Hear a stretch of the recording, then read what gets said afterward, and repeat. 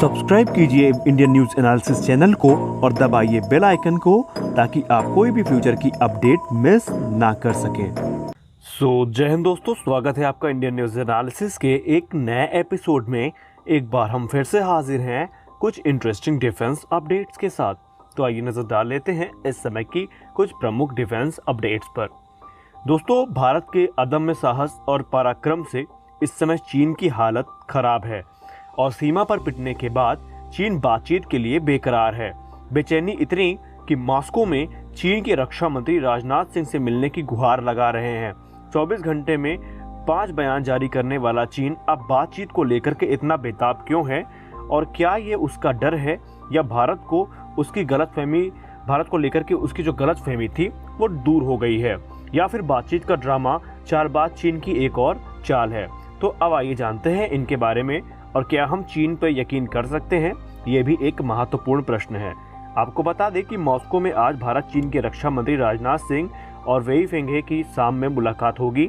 और इस समय जब हम न्यूज़ रिकॉर्ड कर रहे हैं तो राजनाथ सिंह उनसे मिलने के लिए निकल चुके थे। फिलहाल आपको बता दें कि चीन के रक्षा मंत्री ने मुलाकात की पहल की है। भारत और चीन के सैनिकों के बीच पूर्वी लद्दाख में जारी तनाव के बीच चीन के रक्षा मंत्री के साथ और भारत के रक्षा मंत्री के साथ जो ये बात हो रही है, ये काफ़ी महत्वपूर्ण है और इसकी जो रिजल्ट है या इसका जो रिजल्ट है वो भी काफ़ी सकारात्मक निकल सकता है, ऐसा मानना है। लेकिन एक बात तो तय है कि भारत के इस अदम्य पराक्रम और अदम्य साहस से चीन का जो एक मनोबल था वो अब क्षीण होता दिख रहा है, क्योंकि चीन ने भारत को फिलीपींस और थाईलैंड जैसे देशों के जैसे कंपेयर करने की गलती की थी। जिस प्रकार वो फिलीपींस को दरा धमका करके, ताइवान को दरा धमका करके अपना काम बनाता रहा है, वही गलती वो भारत के साथ करने वाला था। लेकिन भारत के जवाब ने उसकी नींदें उड़ा दी हैं और यही एक कारण है कि अब चीन लगातार भारत से बात करने की गुहार लगा रहा है। जैसा कि आप सबको पता ही होगा कि भारत के रक्षा मंत्री इस समय मॉस्को में मौजूद हैं, और इसी के बीच एक दूसरी बड़ी खबर ये आ रही है कि भारत और रूस के बीच AK-203 राइफल्स की खरीद का समझौता हो गया है। भारतीय रक्षा मंत्री राजनाथ सिंह के मॉस्को दौरे पर इस डील पर मुहर लग गई है। AK-203 राइफल AK-47 का एडवांस वेरिएंट है और भारतीय सेना को 7,70,000 AK-203 राइफल्स की ज़रूरत है। इनमें से 1 लाख AK-203 राइफल्स रूस से आयात की जाएंगी और बाकी की भारत में ही बनाई जाएंगी। आपको बता दें कि पिछले 70 वर्षों से AK-47 यानी कि ऑटोमेटिक कलाश्निकोव दुनिया का सबसे जाना पहचाना हथियार है और दुनिया के लगभग सारे देश इसका इस्तेमाल भी करते हैं। AK सीरीज की राइफल चलाने में आसान है और इसे तैयार और फायर करने में बहुत कम वक्त लगता है और सैकड़ों मीटर की दूरी तक इसकी गोलियां घातक हमला कर सकती हैं।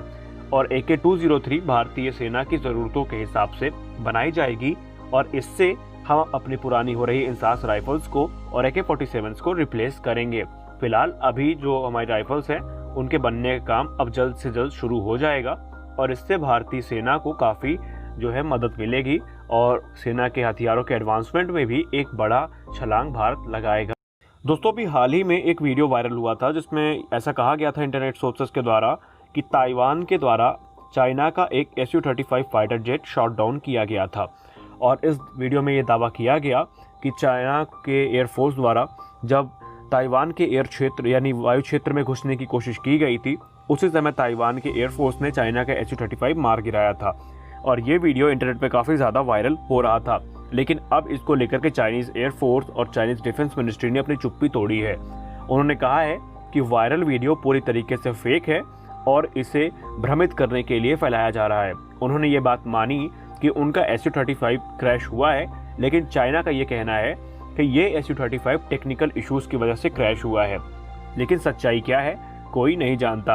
आपको बता दें कि पहले भी पास्ट में ताइवान ने चाइना को वार्निंग दी थी कि चाइना का अगर फाइटर जेट उनके वायु सीमा का उल्लंघन करना बंद नहीं करता है तो ताइवान उनके ऊपर कठोर जो एक्शन है वो ले सकता है। और ये घटना ऐसे समय में हुई है जब अभी 3-4 दिन पहले ही ताइवान ने अपने F-16 को स्क्रैम्बल किया था, जब चाइनीज़ एयरफोर्स के कुछ जहाज़ उसकी वायु सीमा में घुस आए थे और उसी समय यह हादसा हुआ है। तो कहीं ना कहीं अभी ताइवान ने इसकी पुष्टि नहीं की है, लेकिन जो इंटरनेट सोर्सेज हैं और वहाँ की जो लोकल मीडिया है उसका ये दावा है कि ये एयरक्राफ्ट ताइवान एयरफोर्स द्वारा शॉट डाउन किया गया है, लेकिन चीन इससे पूरी तरीके से मुकर गया है। फिलहाल सच्चाई क्या है कोई नहीं जानता, लेकिन ये बात सच है कि चीन का एक SU-35 जहाज वहाँ पर दुर्घटनाग्रस्त हुआ है। अब या तो उसको ताइवान ने गिराया है या फिर वो टेक्निकल इश्यूज के कारण गिरा है, ये कोई नहीं जानता। दोस्तों, हमारी अगली खबर भारतीय नौसेना से निकल के आ रही है। दरअसल मीडिया सोर्सेज में ऐसा कहा गया कि भारतीय नौसेना और रशियन नेवी साथ में जो अपनी कॉम्बैट एक्सरसाइजेज हैं वो कर सकती हैं, और ये एक्सरसाइज सितंबर महीने में आयोजित की जाएंगी। यहाँ आपको बता दें कि जैसा कि मीडिया सोर्सेज में कहा गया है कि भारत और रशिया की नौसेना बे ऑफ बंगाल में सितंबर 4 से 5 के बीच में अपनी जो एक्सरसाइजेज हैं ये करेंगी।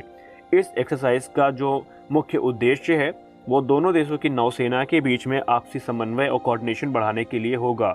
और ख़ास बात यह है कि पहले ये जो एक्सरसाइज है वो रशिया में की जानी थी, लेकिन कोविड-19 क्राइसिस के कारण वहाँ पर ये चीज़ पोस्टपोन कर दी गई थी, जो कि अब बे ऑफ बंगाल में होगी।